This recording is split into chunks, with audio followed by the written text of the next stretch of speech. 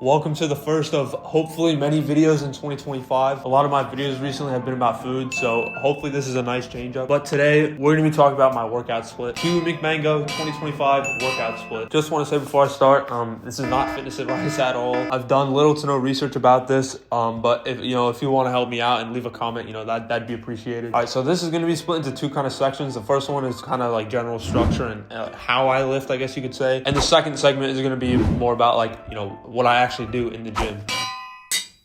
All right, so I do, get ready for guys, push pull legs, and I don't base it off days of the week. I just do push pull legs rest, push pull legs rest, repeat it over and over again. So I go either 5 or 6 times a week. It depends on the week.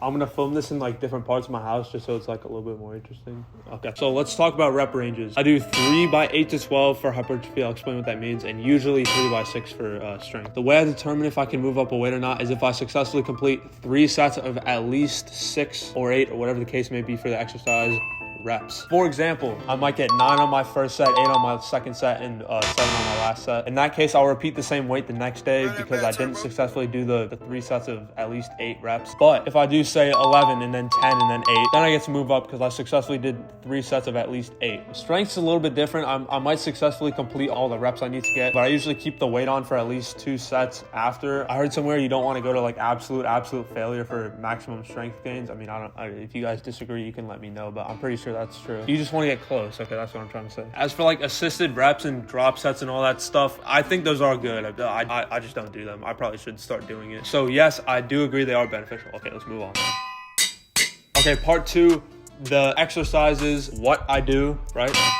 Push day. First exercise, flat bench. I go for 4 sets of 4 actually because I do it for strength, and like I said, I don't go to complete failure, but I get pretty close. And then I move on to the cable lateral raises. I don't know, I mean, Joe Phaser said they're good, so I mean, he's probably right. I'm not doing it in this video, but I think it's good to like lean away from the pole a little bit, if you know what I mean. I'll demonstrate. Say this is like the pole, right? You want to like grab it and like lean away a little bit and do that. All right, next up, the tricep push down. I just use the flat bar and I just do 3 sets of 8 to 12. Before I cycle back to chest again and I do the incline dumbbell press 3 by 8 to 12 again. Yeah, I mean, this is one of my better mind muscle connection ones, and I mean, obviously I do this for hypertrophy, not strength, unlike flat bench. Then I get my final chest exercise out of the way, the pec deck, pec fly. I don't really know what to say. It's a machine, so there's not really much to it. You just do what the machine wants you to do. All of this before I wrap up my push day with dips. So obviously I'm not strong enough to do normal dips. I do the assisted dips, and yeah, I don't know, I just kind of finish off my triceps a little bit, and then obviously it like hits shoulders like a tiny little bit, so that's helpful as well. All right, the echo in here is probably awful, but it's okay.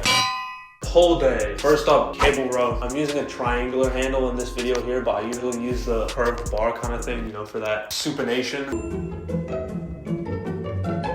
I think I do underhand. I usually tilt my hands at a 45-degree angle like this. Anyway, cable bicep curl up next. Not much to say about this. I mean, you just curl it. By the way, if I don't mention a rep range, it's 3 sets of 8 to 12 by default. All right, lat pull downs are next. I kind of grip it kind of wide actually. Not really sure what it targets, but oh well. And obviously like on the way down, I try to like go like far back like this. Now I do dumbbell hammer curls, my second bicep exercise. I really try to make sure my elbow is like I'm leaning back a little bit, right? I try to make sure my elbow is behind me right here so I can like get the maximum stretch on it. And I finish off my pull day with this exercise right here. I'm not really sure what it's called, but I think it's called the isolateral row. Back and forth, 3 sets on each side. Yo, I can't have you guys record, I'm sorry.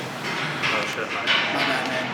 Just want to say, guys, this is the first time somebody has ever told me to stop filming, and I've been doing this for like 2 years, so like that's pretty good. That's a pretty good record in my opinion. And that concludes my pull day, which leads us to all right, first up, standard squat, barbell back squat. This is my least favorite exercise by far. I really have to say that. I'm really unflexible, so I have to put plates under my ankles when I do it to like do it properly. I do a kind of narrow stance and I flare my feet like a moderate amount. And yeah, I do this one for strength, 3 sets of 6, following the same convention I said earlier. Next up, we have the hamstring curl, a very nice exercise, I must say. And one of my strong points, I would conjecture before we end the leg day with quad extensions. So this footage is actually outdated. My gym updated the machines and we have an actual proper, quad extension machine now.